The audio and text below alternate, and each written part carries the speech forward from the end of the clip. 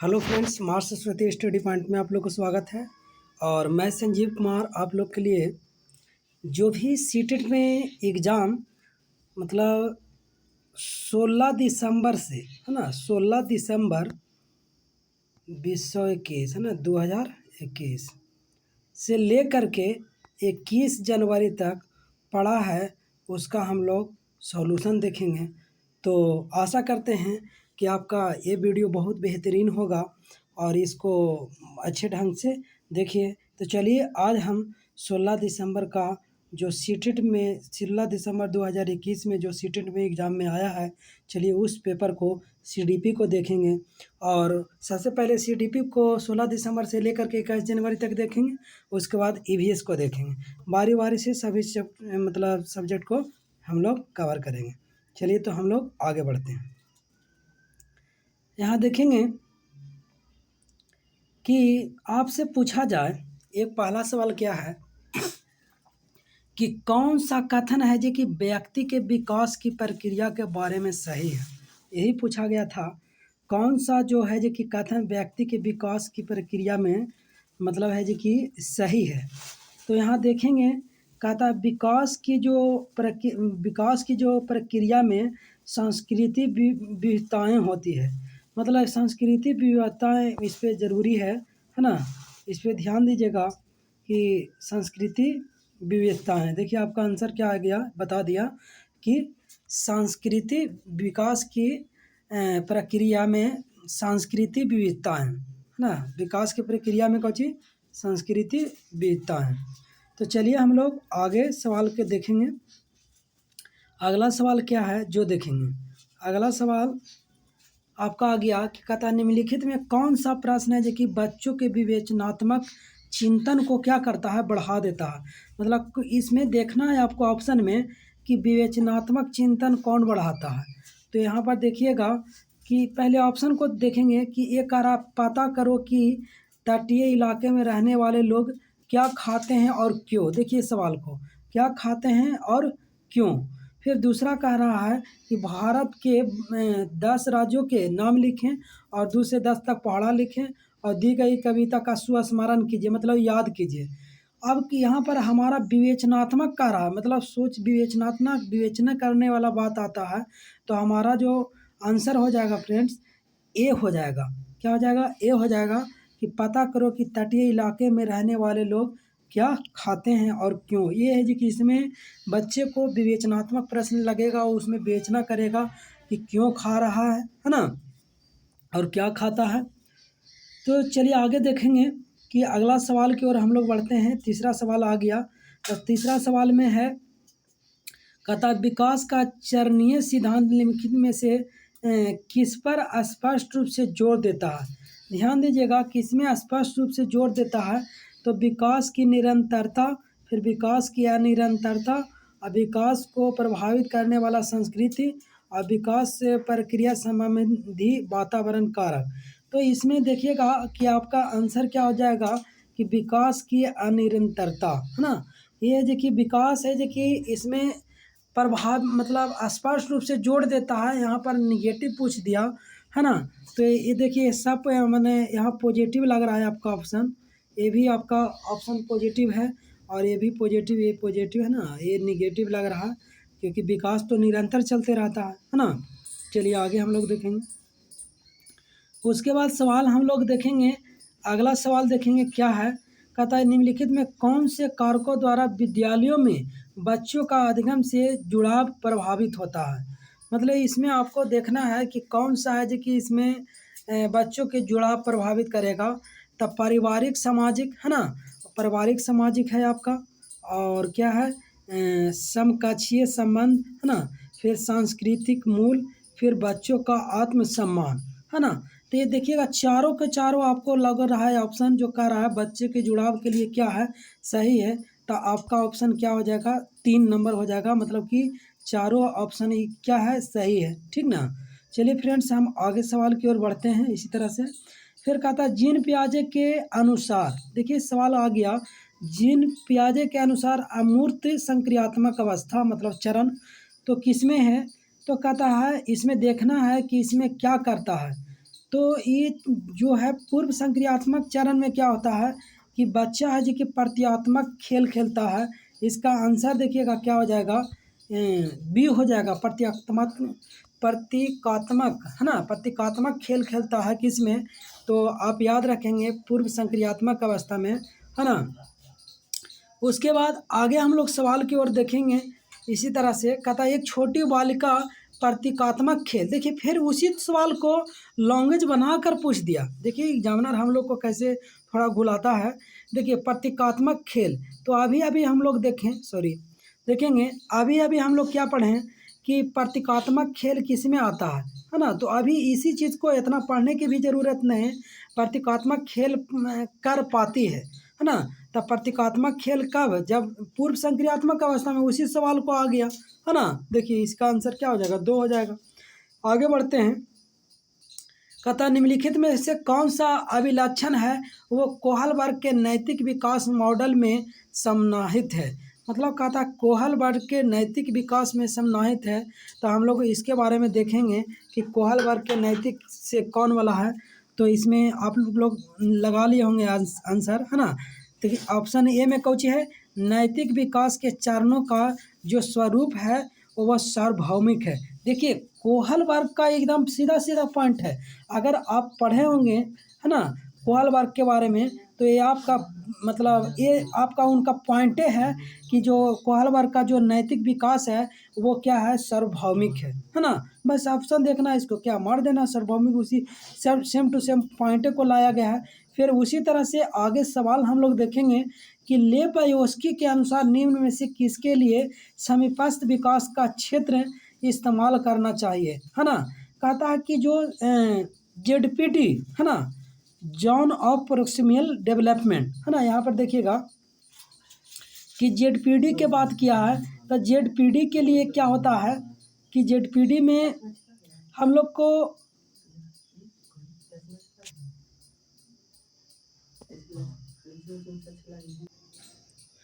तो चलिए हम लोग देखते हैं कि लेपायोस्की के अनुसार निम्न में से समीपस्थ विकास का क्षेत्र किसके लिए है।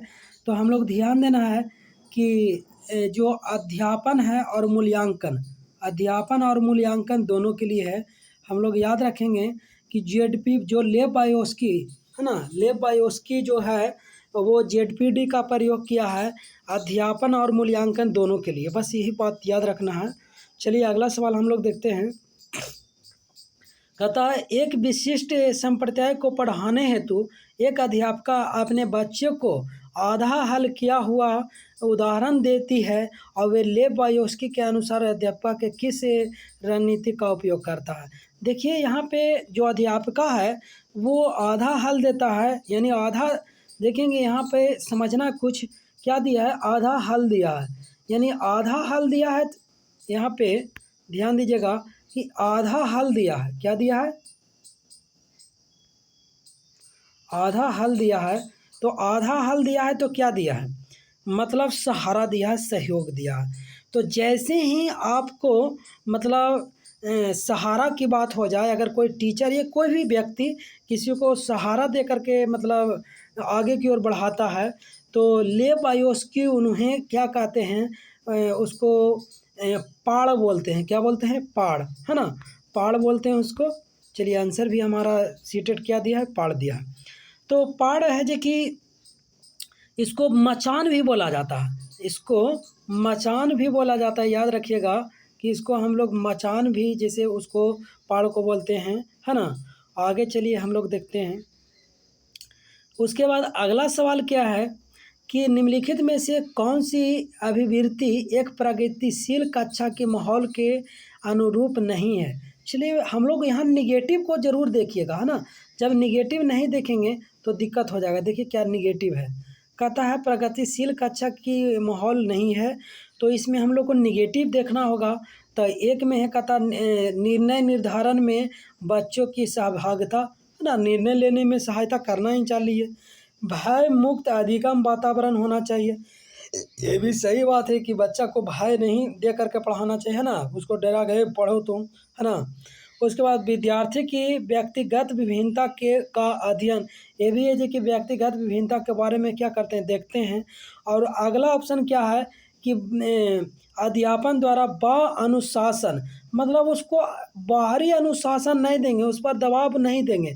आपका आंसर फ्रेंड्स है जो कि ये देखिए, ये भी सही है, ये भी आपका आंसर क्या है, मतलब प्रगतिशील शिक्षा के अनुसार ये भी सही है, ये भी सही है, ये भी सही है, लेकिन पूछ रहा है कौन नहीं है ना, तो ये वाला नहीं है। आपका आंसर हो जाएगा क्या, बी हो जाएगा। चलिए सीटेट के अनुसार बी आंसर।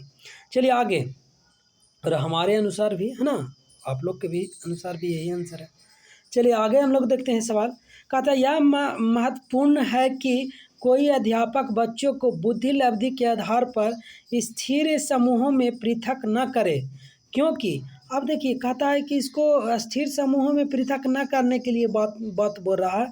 तो इससे क्या होगा कि बच्चे में क्या आएगा, तो डायरेक्ट इसका देखते हैं कि क्या आंसर देता है कि बुद्धि लब्धि है ना, बुद्धि लब्धि संकल्पना अस्थाई नहीं है ना, और यह बच्चों को चिन्हित करने के लिए जिम्मेदार हो सकता है। कहता है इसमें ना करे है ना, ये वाला कहता है यह महत्वपूर्ण में कौन अध्यापक बच्चों को बुद्धि लब्धि के आधार पर स्थित समूहों में पृथक न करे है ना, ये कह रहा है इसमें नहीं करने की बात कर रहा है।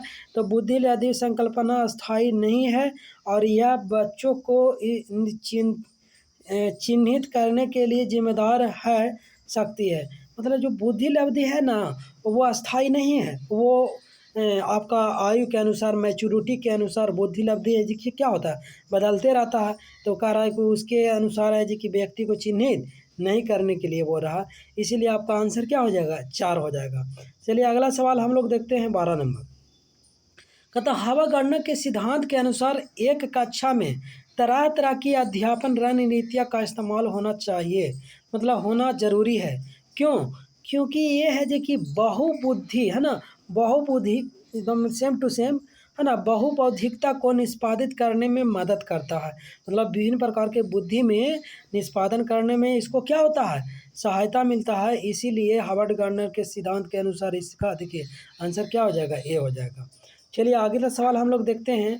कहता 1.5 से 2.5 साल की उम्र में बच्चे द्वारा अवसर उच्चारित मतलब द्विशब्दीय उच्चारणों का क्या कहते हैं। मतलब एक सीधा सीधा बात पूछ रहा है कि कोई बच्चा है जो कि 1.5 से 2 साल के है, कितना है, 1.5 से 2 साल के है, और उसको है जो कि मतलब 2 शब्द वाला है जो कि उच्चारणों के हम उसको नाम क्या देंगे। तो हम लोग ध्यान दीजिएगा कि 2 शब्द वाले उच्चारण को हम लोग क्या कहेंगे, तो उसको हम लोग ध्यान दीजिएगा कि क्या बोलेंगे, तार प्रेषित वाचन उसको बोलेंगे, तार प्रेषित वाचन। चलिए देखिए आंसर, तार प्रेषित वाचन बोलेंगे। अगला सवाल हम लोग देखेंगे 14 नंबर में कि पुरुष सामान्यतः दिमाग से सोचता है और महिला अपने हृदय से सोचती है, यह कथन क्या दर्शाता है। तो ये लैंगिक रूढ़िवादिता को दर्शाता है, लैंगिक रूढ़िवादिता को दर्शाता है। आपका आंसर ये हो जाएगा। कहीं भी स्त्री है ना, स्त्री पुरुष को मतलब कहूँ है जी कि मतलब तुलना की बात आ गया है ना, तुलना की बात आ जाएगा है ना, तो समझ जाइएगा कि लैंगिक रूढ़िवादिता है ना। किसी से कंपेरिजन करना, किसी कोई भी विषय वस्तु से है ना, किसी को महत्व ज़्यादा दे देना, तो वो है जो कि लैंगिक रूढ़िवादिता को दर्शाता है। या किसी लड़कों को ज़्यादा महत्व दे दें या किसी लड़की को ज़्यादा महत्व दे दें, तो लैंगिक रूढ़िवादिता कहलाता है। चलिए अब अगला सवाल हम लोग 15 नंबर देखेंगे। कहता है एक प्रगतिशील कक्षा में निम्न में से कौन सी मूल्यांकन विधि का इस्तेमाल नहीं होता है।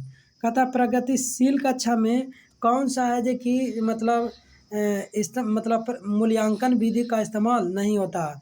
ये में है अध्यापकों द्वारा मननशील जनरल का इस्तेमाल, स्व मूल्यांकन एवं समकक्षी मूल्यांकन है ना। उसके बाद कहता है केवल मानव निर्देश मूल्यांकन पर आश्रित है ना। फिर उसके बाद कौन नहीं है, तो ध्यान दीजिएगा, एक बात और ध्यान दीजिएगा कितना अगर सवाल नहीं भी पढ़ते हैं तो कोई कोई होता है कि उसको डायरेक्ट मार सकते हैं। इसमें क्या लगा है, केवल शब्द लगा रहेगा वो क्या होगा, निगेटिव होगा। केवल ही, ये सब ज़्यादातर देखने को मिलता है निगेटिव। चलिए इसका आंसर हम मारेंगे तो क्या आंसर ये सही है ना। इस तरह से हम लोग आगे बढ़ सकते हैं। कथा मानक निर्देशन मूल्यांकन पर आश्रित, मतलब उसी पर आश्रित नहीं होता है। आगे हम लोग देखते हैं, वीडियो लंबा हो रहा होगा तो चलिए पहला हम सोचते हैं कि इसको ज़्यादा से ज़्यादा लंबा न बनाएं, और इसमें है जो कि थोड़ा सा अभी इतना ही रहने देते हैं। आगे मतलब आगे आप लोग कमेंट कीजिएगा, तो इस तरह के हम सॉल्यूशन 30 क्वेश्चन पर डे हम दे देंगे सॉल्यूशन करके। जो भी 21 दिसंबर से एग्ज़ाम पड़ा है, और उसके 16 दिसंबर से पढ़ा है और 21 जनवरी तक, तो आपको पूरा वीडियो प्रोवाइड हो जाएगा।